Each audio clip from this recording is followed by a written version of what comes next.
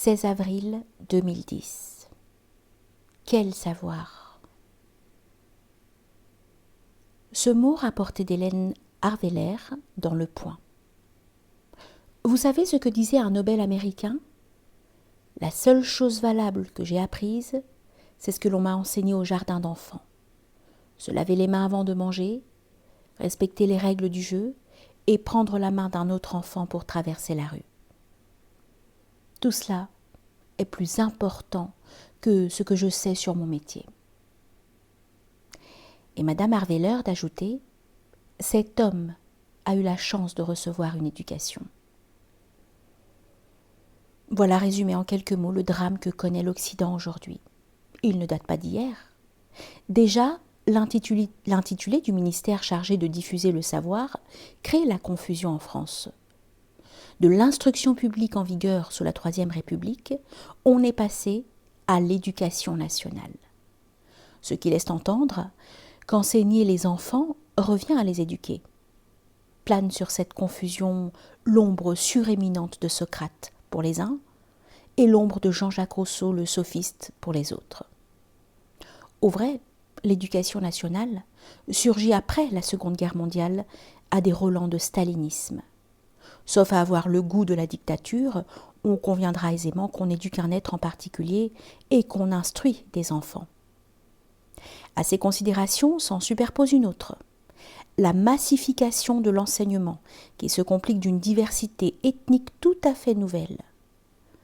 À cet égard, je me souviens d'avoir entendu un professeur de lettres s'écrier « Dans ma classe, il y a des Africains, des Maghrébins, des Asiatiques, et quelques Français d'origine. Mais si tous ces adolescents ont la nationalité française, comment voulez-vous que je leur enseigne Molière ? Funeste désarroi. S'il est un auteur qui convient bien à ce genre de classe, c'est bien Molière. Le temps n'est pas si loin où on le jouait en arabe, en Tunisie, Molière ou l'universalité. Nous a-t-on assez rebattu les oreilles de la mission civilisatrice de la France ? Il est vrai que le slogan s'adressait avant tout aux ressortissants de nos colonies.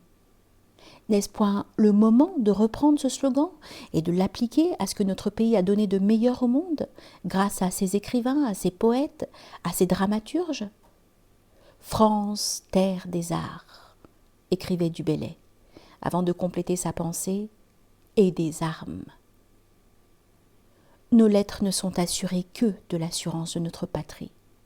Non point une patrie belliqueuse, guerrière, mais une patrie sûre de son bon droit.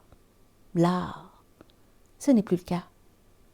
Dans les profondeurs de notre peuple, quelque chose s'est brisé en 1940, qui touche autant à la légitimité de l'idée française, à cause de cette défaite infâme, qu'à la légitimité de la République, du fait même de cette défaite.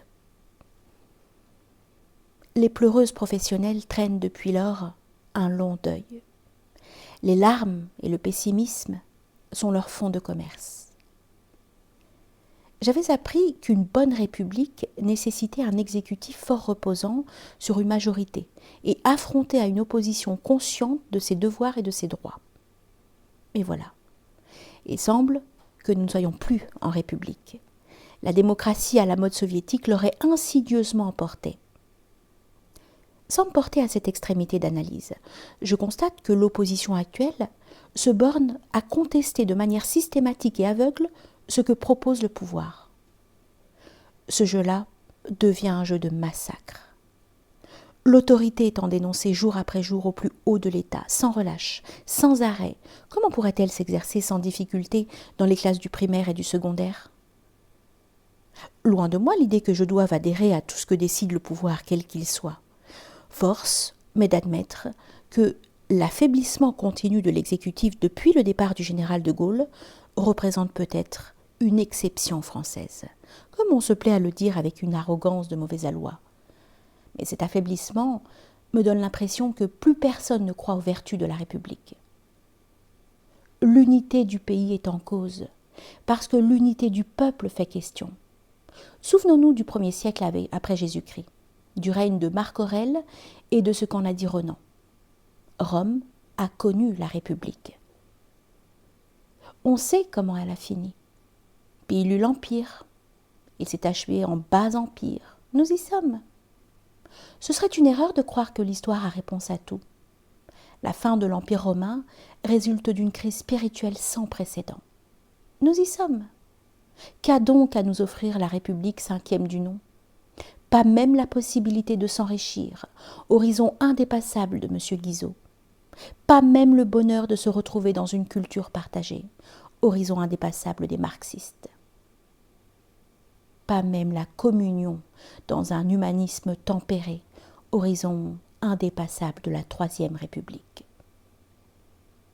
J'ai eu la chance de recevoir un enseignement qui formait des esprits.